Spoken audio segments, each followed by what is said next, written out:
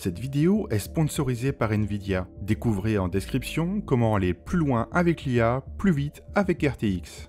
On va parler IA, ça va peut-être vous surprendre ou pas. Et on avait envie d'avoir la vision d'une personne en particulier sur l'impact de l'IA sur les métiers de l'animation. Jean Condé, qui est donc directeur de l'observation de la prospective de l'emploi et de la certification au sein de l'ASDAS, dans l'équipe de Jacques Aubert, qui est venu nous rejoindre à la tribune un peu à la dernière minute. Donc avant d'intégrer l'AFDAS, on vient de le dire, tu as passé un doctorat en sciences de l'éducation à l'École normale supérieure de Paris-Saclay. De janvier 2021 à mai 2024, tu étais directeur de la formation, puis directeur technique et chercheur à Matrice, le Centre d'innovation technologique et sociale, à la fois organisme de formation et incubateur, laboratoire de recherche et d'innovation. Ensuite, tu as occupé le poste de directeur scientifique du programme Labor IA, qui avait été créé par le ministère du Travail et l'INRIA, qui avait pour ambition de mieux cerner l'intelligence artificielle et ses effets sur le travail, l'emploi, les compétences et le dialogue social. Et je pense que tout ça, cette expérience-là va intéresser beaucoup de gens dans la salle,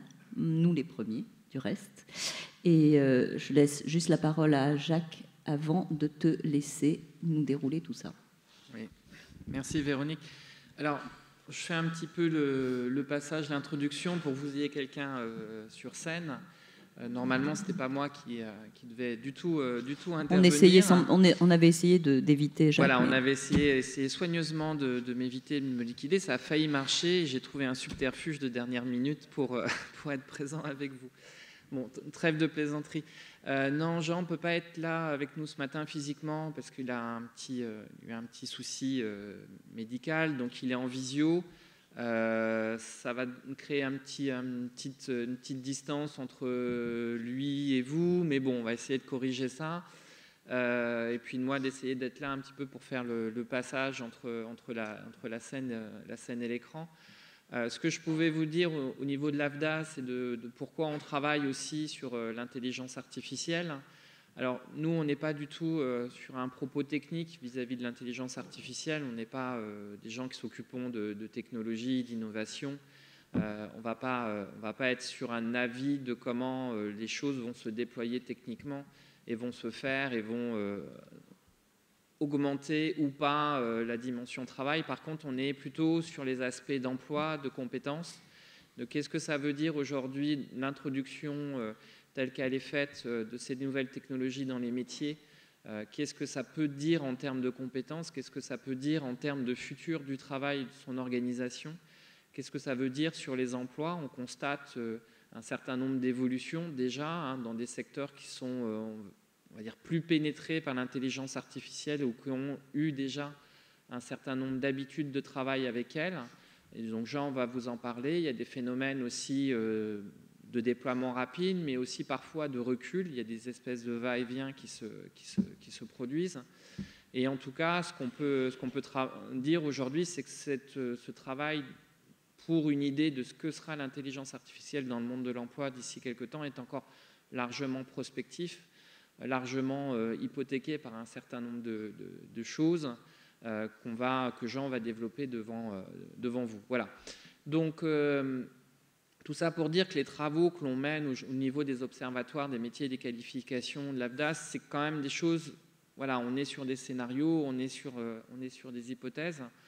On ne prend pas non plus totalement pour argent comptant, et c'est vrai qu'aussi on est aussi traversé par beaucoup de productions de différentes sources qui arrivent dans tous les sens et qui viennent aussi alimenter le débat sur ces choses-là. Donc voilà, nous on ne parlera pas de technique, on ne mettra pas un avis sur la technique, on ne parlera pas non plus de la question des droits d'auteur, qui est une question qui est importante pour le secteur, mais qui nous, en tant qu'opérateurs de compétences, ne nous regarde pas, ni des principes de rémunération autour de ça, mais on va être plus sur la transformation de l'emploi, des compétences et qu'est-ce que ça veut dire pour l'avenir professionnel des personnes qui occupent cette filière. Voilà, et je cède la parole à Jean Condé, que vous allez voir apparaître magiquement sur cet écran.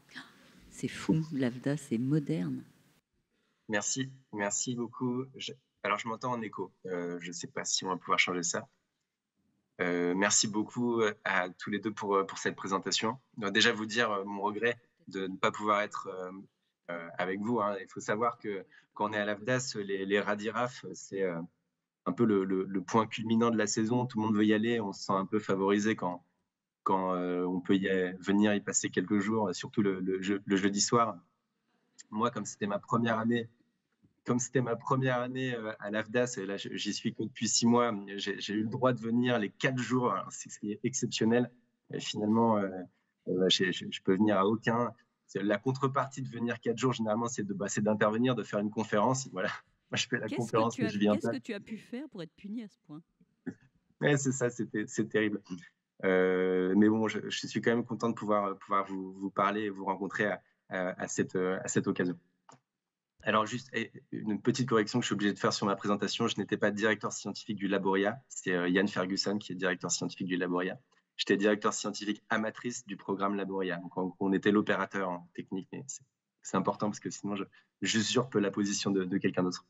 Tu fais bien, j'ai déjà reçu 3 SMS de Yann qui se plaignait de cette usurpation totale. Merci Véronique. Ouais, je comprends. Alors c'est parti, je vais présenter quelques éléments de réflexion sur la méthodologie en prospective de l'emploi. Pour vous expliquer un petit peu le principe, l'idée ici est de soutenir une thèse auprès de vous que les approches prospectivistes actuelles de l'emploi, et notamment celles qui sont défendues par les économistes et par les experts, vont avoir tendance à aggraver la situation. Mais c'est un biais méthodologique que je vais essayer de vous expliquer. Et puis, en rentrant un peu plus proche du travail, soit par le cas d'usage, soit directement par l'observation ou l'entretien avec des personnes qui sont plus proches du sujet, de l'emploi des techniques, des technologies, on verra que finalement, les choses sont beaucoup plus fines et complexes que ce qu'on pourrait envisager à la lecture des grands rapports que je présenterai en introduction. Et puis ensuite, on réfléchira à quelques pistes de réflexion au sujet de la formation à l'IA. S'il vous plaît, je suis à distance, c'est pas évident. Si jamais je déborde, etc., rattrapez-moi, me laissez pas parler. Alors, c'est parti sur la méthode. Quelques éléments. Donc déjà, vous devez peut-être avoir en tête que ces 10 dernières années, pour ne citer que ces années-là, on a un grand nombre de rapports, tous plus éminents et importants les uns que les autres, qui nous prédisent l'avenir de l'emploi avec force de méthode, force d'argument d'autorité, et qui ont une incidence importante sur les politiques, ensuite les politiques d'emploi, les politiques de formation à l'échelle des continents, à l'échelle européenne, et à l'échelle des pays, évidemment. Donc là, on peut citer en 2013 Frey Osborne. C'est ce travail qui a été fait par le MIT qui démontrait qu'un emploi sur 2 américain allait disparaître d'ici 10 ans. Il a été suivi 2 ans plus tard par un autre travail qui a divisé ce chiffre par 5 en expliquant que la méthode n'était pas bonne, mais en appliquant toujours, vous allez voir juste après, un principe qui reste à peu près le même. Et puis 10 ans plus tard, on a ce rapport de l'OCDE qui fait encore foi aujourd'hui, qui nous explique que 27% des emplois, surtout des emplois de cadres, de dirigeants, vont être supprimés ou remplacés par la machine.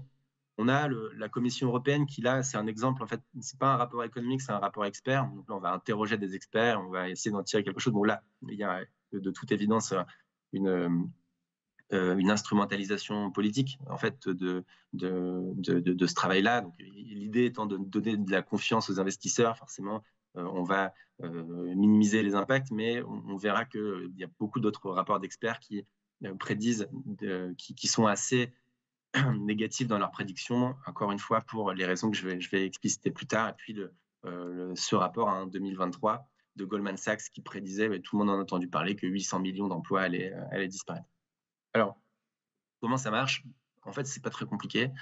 D'abord, on établit des capacités ou des incapacités de la technologie, donc en l'occurrence l'IA, dans un avenir proche. Donc, on définit 3, 5, 10 ans, et puis on dit dans 10 ans, l'IA sera capable de faire ça, et on en infère un certain nombre de facteurs d'impact sur l'emploi. Donc, c'est des facteurs qui vont soit accélérer, soit freiner le remplacement ou l'automatisation des postes. Puis on applique ces facteurs d'impact sur des référentiels métiers pour pouvoir passer à l'échelle les résultats.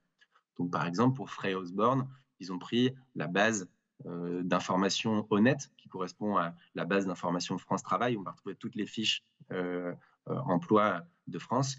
Et puis, on va appliquer sur ces fiches d'emploi dans lesquelles on va retrouver en fait la description des tâches, des postes, on va appliquer un certain nombre de critères. Donc là, en l'occurrence, il s'agit il y a 9 critères classés en 3 familles: la créativité, l'intelligence interpersonnelle, la dextérité manuelle, qui sont, selon les auteurs, des facteurs qui protègent les travailleurs de l'automatisation. Donc c'est des facteurs d'emploi qu'on va prendre à la négative. Donc ils les appliquent sur les fiches. Donc le E, en l'occurrence, ils ont appliqué ça sur un échantillon à la mano. Donc en fait, ce sont les informaticiens et les économistes de l'étude qui ont défini les critères et qui rayent en fait sur chaque fiche de poste ce qu'ils estiment être de la créativité, de l'intelligence interpersonnelle, de la dextérité, etc. Et ensuite, ils extrapolent avec un algorithme de machine learning pour que ça puisse fonctionner sur l'ensemble de la base, et ils en infèrent des résultats qui sont ceux qui ont été utilisés dans les politiques publiques pendant à peu près 10 ans pour essayer de nous prémunir face aux effets forcément délétères des technologies. Donc là, on voit que 47% des emplois des États-Unis avaient un haut risque d'automatisation dans les 2 décennies à venir. Bon, là, on est à plus d'une décennie plus tard. Évidemment, ces emplois n'ont pas disparu. Et c'est intéressant quand même de se poser la question, pourquoi est-ce que ces emplois n'ont pas encore disparu? Donc, il parlait des emplois d'administration, les emplois de vente, les emplois de service, par exemple. Un peu plus tard, le C2, donc en 2023, encore une fois, on fonctionne un peu de la même manière. Cette fois, on a beaucoup plus de maîtrise sur les sujets de l'IA. Donc, on a un état de l'art qui nous dit que l'intelligence artificielle s'est beaucoup développée entre 2010 et 2015 sur toute une série de fonctionnalités, des fonctionnalités qui touchent finalement à l'ordonnancement de l'information, à la mémorisation, à la vitesse de perception et de structuration, à la flexibilité de la structuration, des choses qui sont de l'ordre de la puissance cognitive humaine.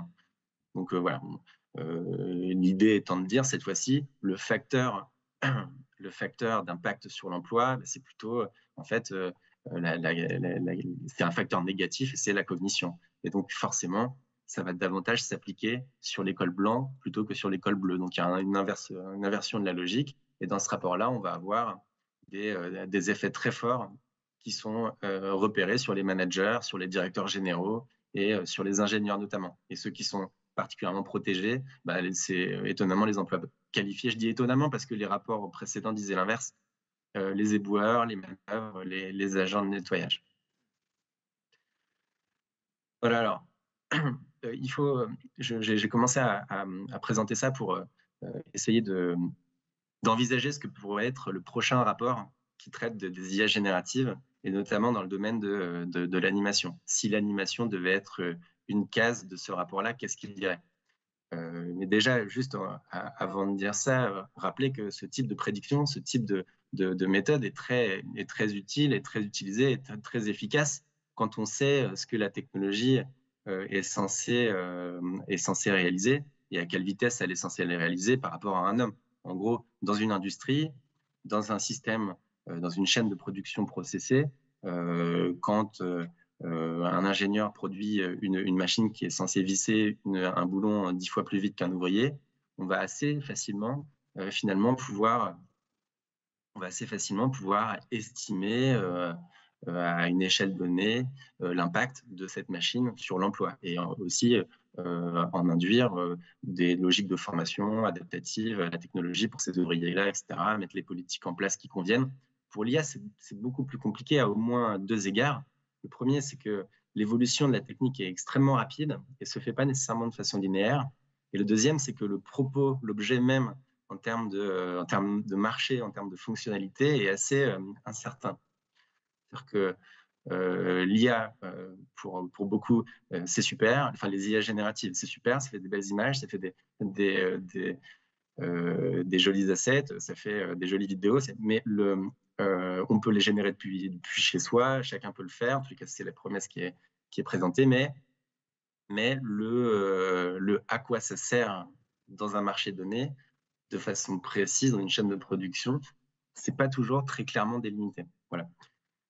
Donc, un des enjeux forts, c'est quand on fait une analyse prospective, c'est de s'accorder sur la promesse. En fait, c'est en tous les cas de s'accorder sur ce à quoi ressemblera la technologie à l'horizon qu'on essaye d'évaluer. Donc là, admettons, en décembre 29, bon, qu'est-ce que Midjourney sera capable de faire, étant donné qu'elle est capable de faire ça en mai 2023?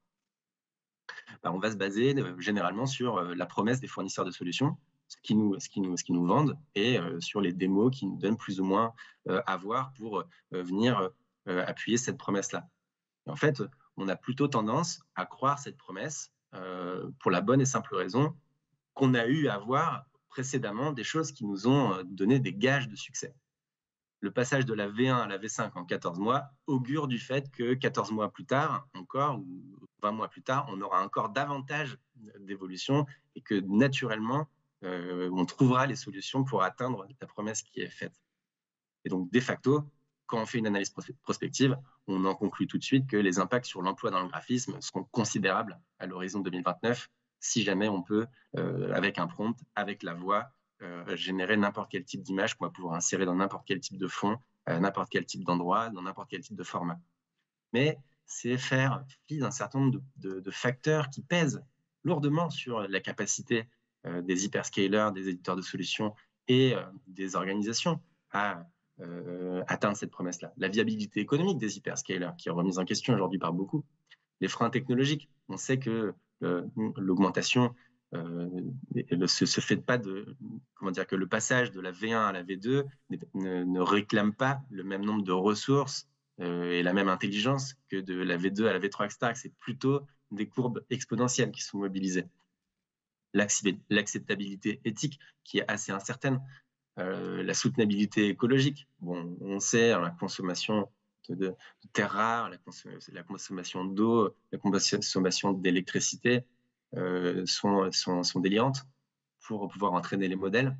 Et puis peut-être un élément qu'on méprise souvent, c'est la capacité des organisations professionnelles, des studios par exemple, à s'approprier de façon organisationnelle ces outils dans le travail. Et puis au niveau de l'individu aussi, c'est la capacité à transformer progressivement ces modalités de travail quand il y a parfois, et on le verra tout à l'heure, des ruptures qui sont fondamentales, qui sont de l'ordre du paradigme de travail, de l'ordre de la relation même à son ethos professionnel. Et dès lors qu'on est face à ce type de confrontation-là, on peut se poser des questions d'appropriation et de se dire qu'il peut y avoir des blocages, des conflits générationnels, ce genre de choses, et que c'est pas si simple en fait. Et puis la dernière chose, c'est la valeur marché de la solution. C'est ce que je disais tout à l'heure. C'est ok, ça va aller plus vite, ça sera mieux, ça sera plus rapide, ça sera plus fluide. Ok, mais ça répond à quel problème?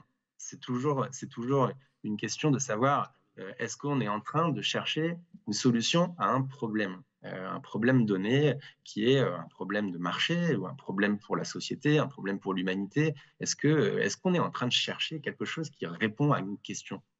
Rien n'est moins sûr en fait dans cette histoire-là. Et un jour, ça finira par se voir si la question n'est pas clairement posée. Donc juste pour zoomer sur la question de la viabilité économique, j'aurais pu zoomer sur l'ensemble des biais, mais sur celui-ci, selon le PDG d'Anthropic, Dario Amodei, un entraînement de modèle d'IA actuel, c'est $1 milliard. D'ici 3 ans, il parle de 10 ou de 100 milliards. C'est à peu près la dette de la France, quoi, quand on y pense. 3 fois le PIB de l'Estonie.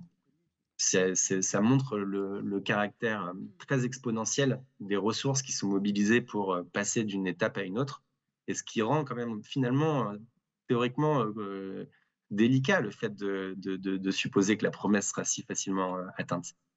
Alors si on zoome sur l'animation, qu'on fait l'exercice sur l'animation, bon bah là, j'ai pas fait le benchmark aussi bien que tous les intervenants que vous avez dû avoir jusqu'ici l'ont fait, mais j'ai pu repérer en écoutant les Radiraf de l'année dernière et puis en regardant un peu à droite à gauche qu'on avait quand même beaucoup d'outils de génération d'assets qui sont proposés sur Internet maintenant, plus ou moins gratuitement, alors ils sont plus ou moins en phase de démo, c'est pas toujours encore abouti, mais en tous les cas, ça a l'air d'être sensationnel, hein. Shape 3D, TripOSR, CSM, des outils de génération de vidéos, Sora, Pika, Luma. Bon, quand on regarde les démos de Sora, de Pika, etc., on se demande vraiment pourquoi est-ce qu'on va aller s'embêter à faire de l'animation. En fait, il suffit de poser la question à une machine, de lui dire je voudrais un petit pingouin qui court avec je sais pas moi, faites-moi une histoire avec une princesse, puis je voudrais un ogre qui lui tape dessus, et puis hop, on a l'histoire du soir pour ses enfants, et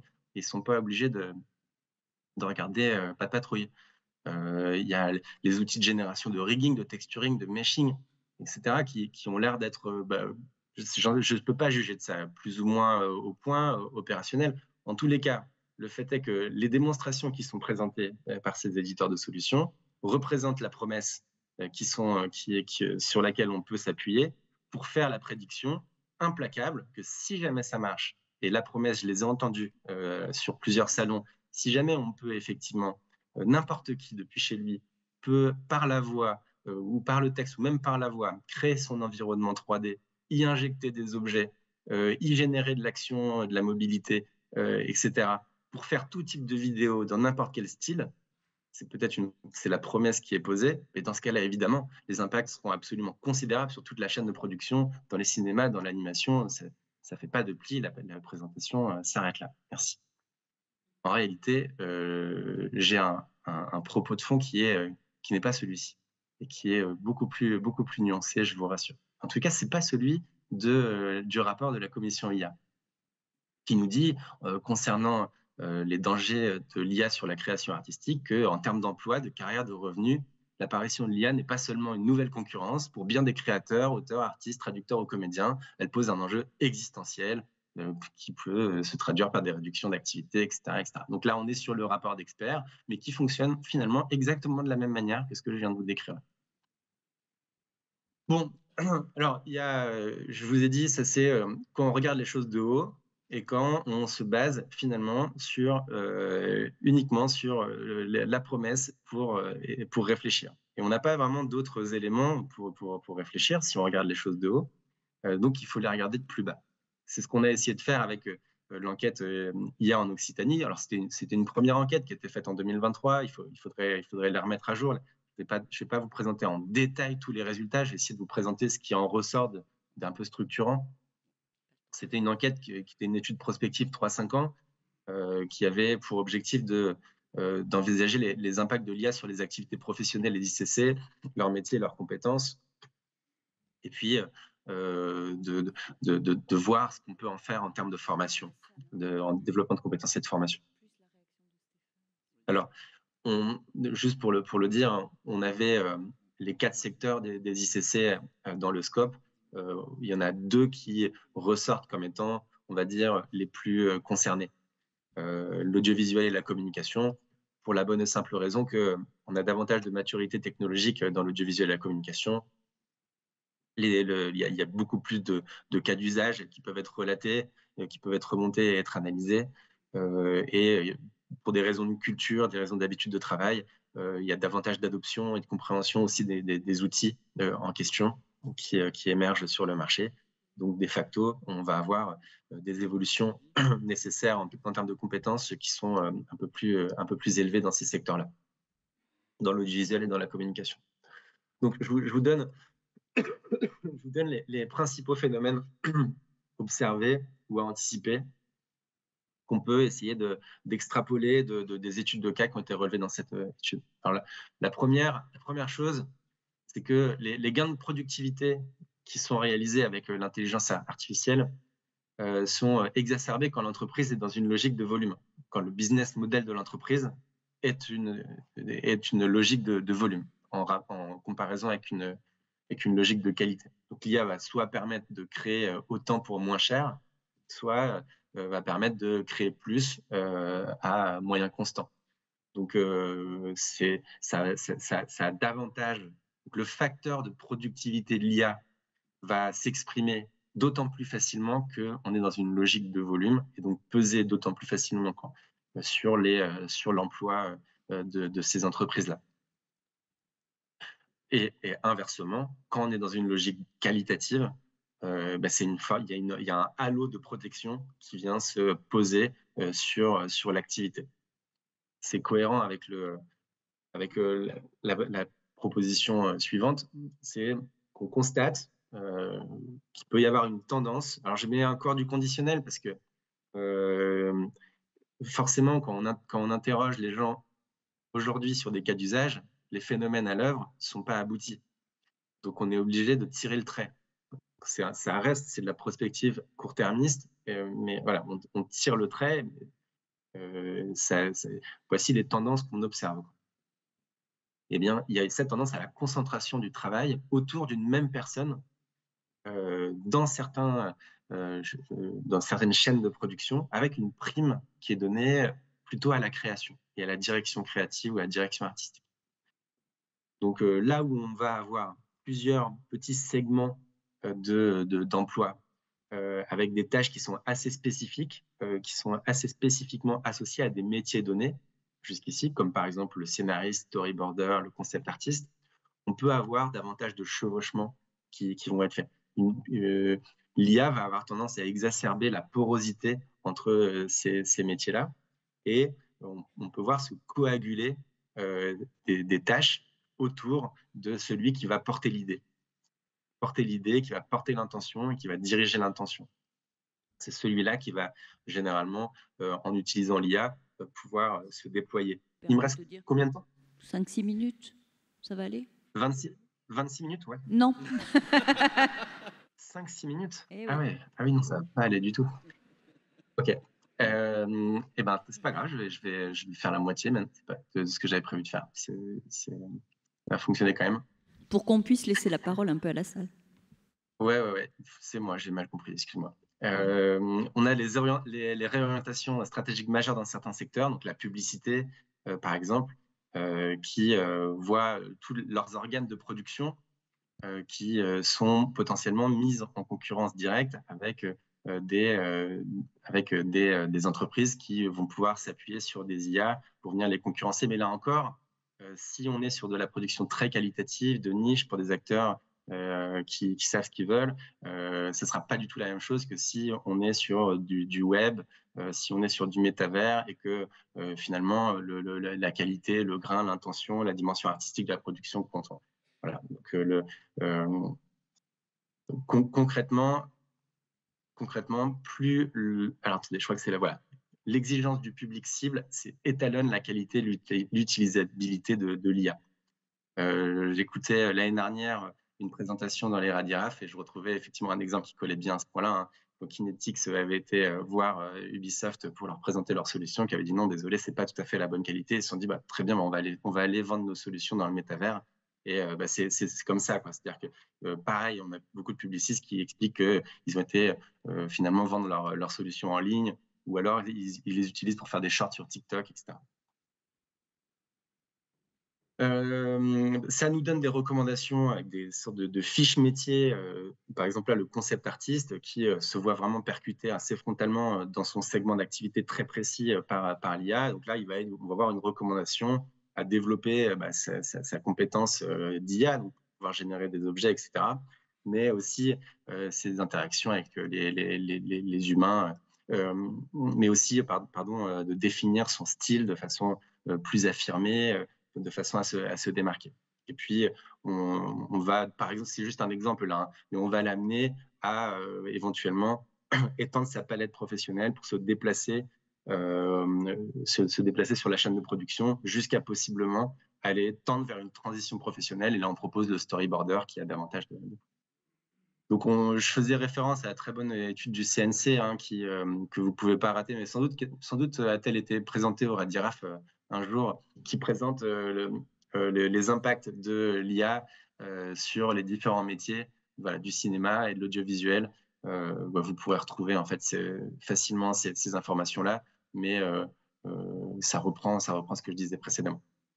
Alors, je voudrais quand même dire quelques mots sur donner quelques exemples en fait un peu plus précis. En rentrant dans le travail, on se rend compte que les choses sont beaucoup plus complexes, notamment pour essayer de mesurer l'écart à la promesse. C'est-à-dire qu'on va avoir une belle promesse, mais systématiquement, on va être ramené aux problématiques du détail.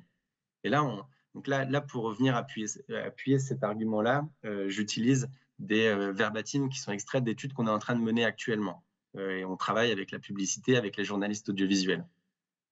Mais je pense qu'on peut extrapoler ce qui est dit dans ces verbatims-là à d'autres secteurs.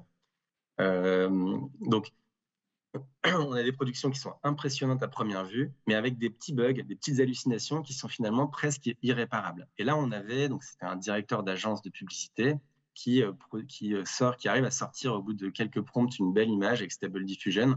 Mais en fait, le problème, c'est qu'il y a une chaise qui a 5 pieds au lieu d'avoir 4 pieds comme normalement. Et donc là, ils hésitent un petit peu et ils partent sur l'idée de bon, bah, on prend cette image-là et on va essayer de la mettre à niveau sur Photoshop, on va la fixer, on va la réparer et puis on l'utilisera sur l'affiche. Et finalement, ils en sortent qu'ils ont dépensé 3 000 € en graphiste en 2 semaines de boulot et qu'au bout du compte, il y a des tonnes de défauts, ils ont perdu en qualité. Ce qui était sympa de loin donne des résultats médiocres de près. Et en fait, ils l'ont essayé plusieurs fois, ils se sont ramassés plusieurs fois, ils ont donc mis en doctrine qu'ils n'utilisaient les productions d'images avec Stable Diffusion, etc., uniquement à des fins d'idéation au départ et jamais pour les montrer aux clients. C'est pour dire à quel point il peut y avoir un écart hyper important entre ce qui relève de la promesse et ce qui relève de l'utilisation réelle en situation de travail. Je prends cet exemple-là parce que c'est une nouvelle technologie, nouvelle. Vous allez dire que vous connaissez ça très bien et que c'est pas du tout nouveau. Ça s'appelle le NERF.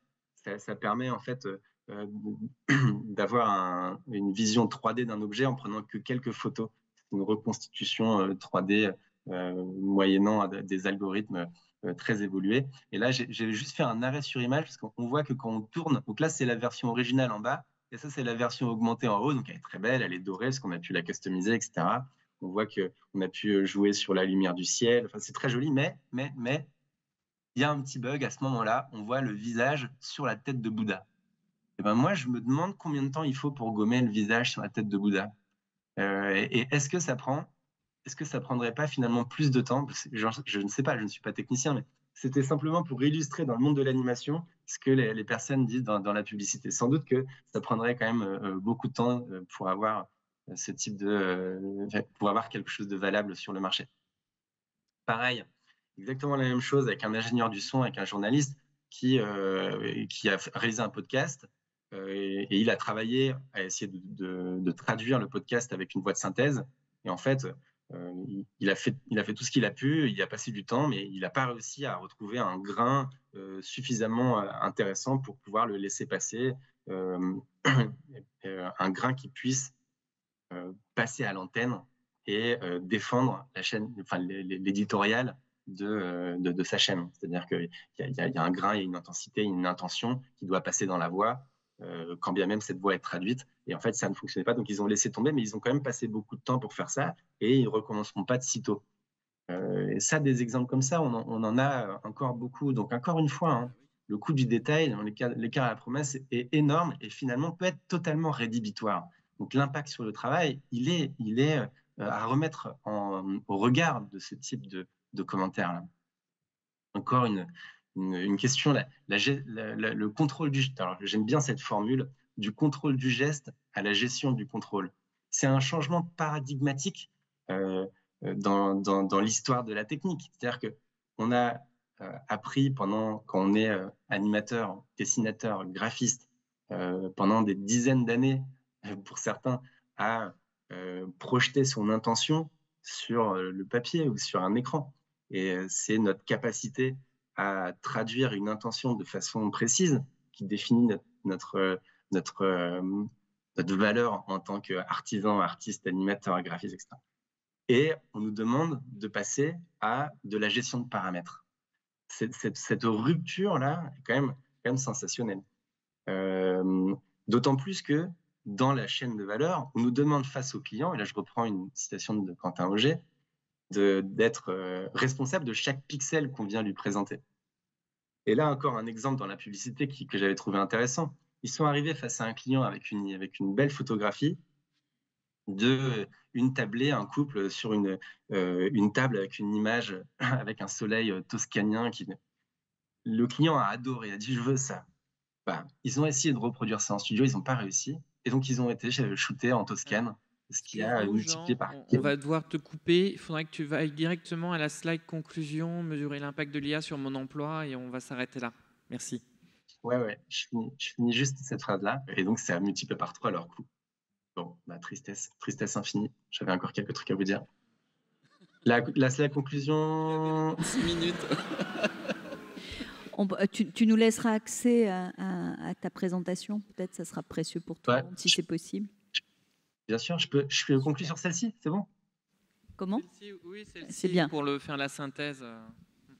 Ouais, alors, pour faire la synthèse, je m'étais dit que ça pouvait nous aider à re-questionner en fait, la manière de mesurer l'impact de l'IA sur mon emploi. Et donc, voilà, quel type de questions est-ce que je peux me poser si je veux savoir si je risque en fait quelque chose dans mon travail? Eh bien, je me poserai ces questions-là. Ma proximité avec la direction artistique, avec la création, ma capacité à initier de nouvelles idées, de nouveaux concepts dans mon métier, ma proximité au client final, l'exigence de mon public cible, ma polyvalence, surtout au-delà des compétences techniques, le modèle économique de mon entreprise, le temps dont je dispose pour bien faire mon travail et l'agilité stratégique de mon entreprise. Voilà, c'est ces questions-là qui nous ont notamment amené, quand on travaille avec la publicité, à proposer deux formations, une formation aux stratèges et une formation de poisson pilote. Alors, je vous laisserai les regarder dans le détail, mais c'est des formations qui sont totalement absentes aujourd'hui des catalogues de formation en IA, qui sont généralement des formations d'acculturation très courtes, qui sont utilisées en formation continue. Donc là, c'est présenté dans les chiffres. Voilà. Et il faut absolument monter en stratégie, c'est crucial dans les entreprises pour pouvoir former correctement. Bon, je suis désolé de ne pas avoir tenu le temps. J'espère que ça a pu vous apporter quelque chose. Merci infiniment. Oui. On avait évoqué hier justement des accords et des réflexions qui sont en cours de montage. Et j'aimerais savoir si Stéphane Lebars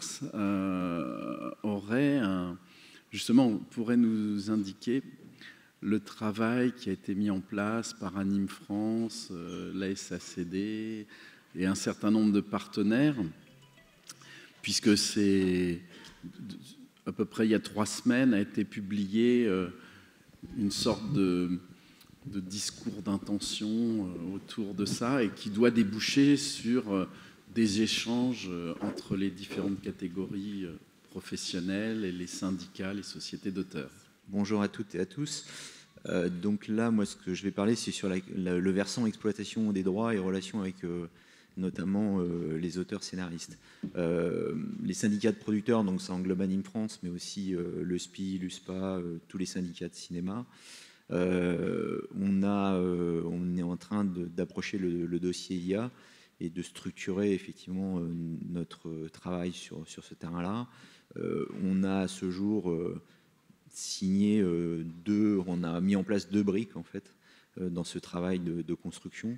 La première brique est passée par le biais d'un consensus avec la SACD, donc qui représente le répertoire de la fiction et de l'animation dans le champ de l'audiovisuel et du cinéma, pour mettre en place un certain nombre de clauses types sur l'utilisation de l'IA dans la relation producteur et auteur.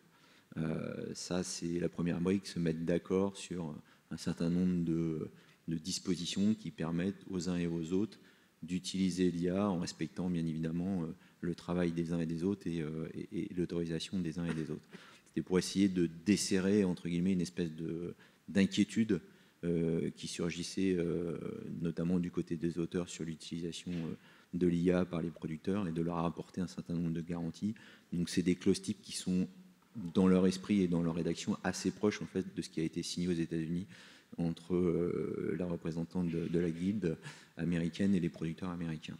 Ça, c'était la première pierre. La deuxième pierre, c'est les syndicats de producteurs qui se sont mis d'accord sur une clause d'opt-out pour proposer à leurs adhérents respectifs de l'insérer sur leurs conditions générales d'utilisation de leur site internet pour interdire la fouille par les machines d'IA et donc d'aspirer les œuvres pour protéger la propriété intellectuelle. Cette recommandation qui a été faite par les syndicats de producteurs à leurs adhérents va se mettre en place progressivement. Bien évidemment, on le sait très bien, c'est pas sur les sites des producteurs que les machines vont aspirer. Elles vont essentiellement aspirer les œuvres, que ce soit des films, des séries ou des dessins animés sur les sites de replay des éditeurs de services de tout poil, sur France.tv notamment, mais pas que, bien évidemment, sur TF1, etc. Et donc la troisième brique de ce travail qui reste à construire, c'est aussi d'amener les chaînes de télé à mettre en place sur leur propre site ces clauses d'opt-out pour éviter que, en tout cas pour interdire aux machines de venir moissonner les œuvres et donc de les aspirer. L'étape suivante qui reste à construire, c'est bien évidemment la question de la rémunération par ces éditeurs d'IA. Et donc on va, à partir du moment où on a déclaré cet opt-out, on va maintenant voir comment on peut discuter, négocier conjointement sociétés, enfin producteurs et auteurs à travers leurs organisations respectives, comment on peut discuter avec ces opérateurs pour qu'il y ait une rémunération de l'exploitation des œuvres existantes et donc de la propriété intellectuelle qui a été créée à la fois par les auteurs et les producteurs tout au long de ces dernières années. Merci beaucoup. C'est un processus en cours. On se réinterrogera là-dessus plein de fois. Je pense qu'on va devoir avancer. Merci encore, Jean. Je vous invite juste à aller donc consulter cette présentation qui sera mise sur le site des Radiraf. Rappelez aussi qu'il y a l'Observatoire de l'IA du CNC, le baromètre des usages de l'IA dans le secteur du cinéma et de l'audiovisuel et Jacques. Et l'excellent site observatoireafdas.com sur lequel vous retrouverez aussi l'étude IA Occitanie sur les industries créatives. Qui a été présenté là. C'est merveilleux. Et je rajoute juste une dernière phrase, c'est qu'on a pu observer hier que dans les pistes vraiment les plus possibles, c'était quand même la vidéo, tout vidéo, qui, avec les exemples qui ont été présentés par Kinetics sur l'intelligence spatiale et par, j'ai plus en tête le nom de l'entreprise, Wonder Dynamics, qui sont peut-être les pistes qui se produiront qui auront le plus de raisons de se produire. Donc il faut aussi les intégrer dans nos démarches. Voilà. Remets-toi bien, Jean. Et à bientôt, en vrai, à Angoulême. Merci. Merci, Jean. Ouais, je reviendrai. Au revoir. Bonne santé. Et donc on enchaîne.